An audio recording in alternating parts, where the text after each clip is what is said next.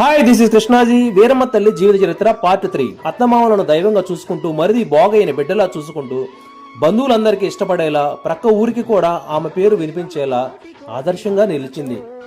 కొంతకాలం తర్వాత మరిది భోగయ్యకు అచ్చమ్మతో వివాహం జరిగింది. అచ్చమ్మకు అసూయ ఎక్కువ, చదువు లేదు. వీరమ్మకు ఊరంతా ఇస్తున్న గౌరవం చూసి అచ్చమ్మకు అసూయ ద్వేషాలతో వారవలేక పుట్టింటికి వెళ్ళిపోయింది.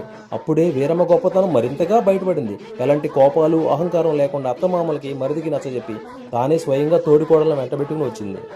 ఆ క్షణాన అచ్చమ్మలో ఉన్న అసూయ ద్వేషాలు పూర్తిగా కరిగిపోయి ఇద్దరూ అన్యోన్యంగా మెలిగి ఊరికి ఆదర్శంగా నిలిచారు. కానీ కొన్ని కళ్ళు శాంతిని తట్టుకోలేవు. ఆ కళ్ళే ఉయ్యూరులోని కరణం సుబ్బయ్య. వీడు ఒక ఉమనైజర్. ఇంకేముంది, కరణం చూపు మన వీరమ్మపై పడింది. ఆ మహాసాధ్విని లోబర్చుకోవడానికి చాలా ప్రయత్నాలు చేశాడు. అన్నింటినీ ఆ తల్లి మౌనంగా తిరస్కరించింది. నెక్స్ట్ కరణం ప్లాను పార్ట్ 4లో చూడగలరు.